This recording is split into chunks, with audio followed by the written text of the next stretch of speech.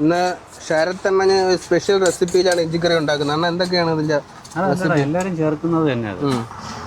ഈ ശർക്കര ഞാൻ ചേർക്കുന്ന കണ്ടിട്ടില്ല. അത് എല്ലാവരും ഒരു വിധപ്പെട്ട എല്ലാവരും ചേർക്കും. ഇനി നമ്മള് പുളി ഇച്ചി വെള്ളത്തിൽ കിടന്ന് വെന്ത് വരണം. ഓക്കെ. ശർക്കര ചേർക്കാറുണ്ടോ സാധാരണ എല്ലാവരും? നമ്മുടെ അതായത് തിരുവനന്തപുരം സൈഡ് അതെ അങ്ങനെ വലുതായിട്ട് ചേർക്കാറില്ല.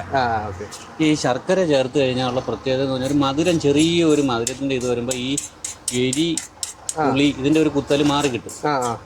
എല്ലാം കൂടെ മിക്സ് ആയിട്ടിരിക്കുമ്പോൾ ഒരു പിന്നെ ഒരു പ്രത്യേക ടേസ്റ്റാണ്. നമ്മുടെ ശർക്കര ഈ സൈഡ് വെച്ചിട്ടുണ്ട്.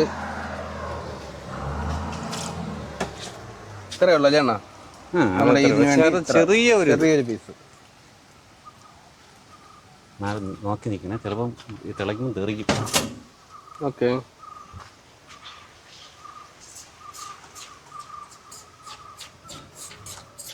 തിന്നാനല്ല,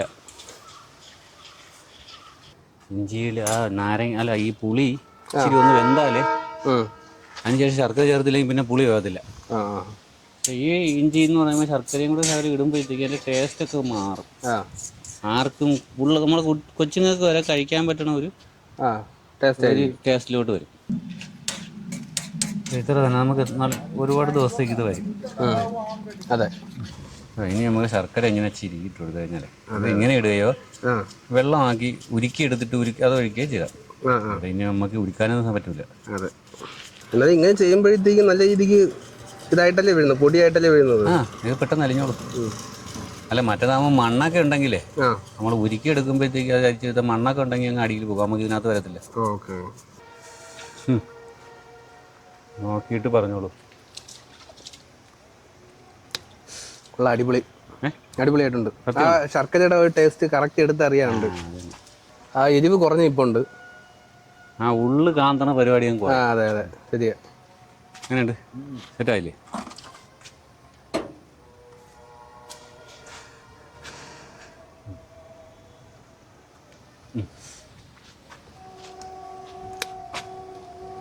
അടിപൊളി. ഓക്കെ അല്ലേ? അടിപൊളിയാണ്. എങ്ങനെയുണ്ട്? മണം എങ്ങനെയുണ്ട്? അടിപൊളിയായിട്ടുണ്ട്.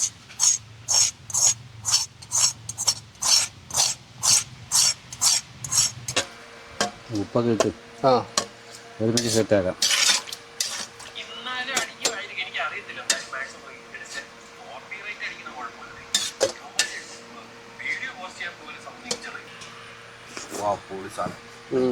വാപ്പൊളിയാ?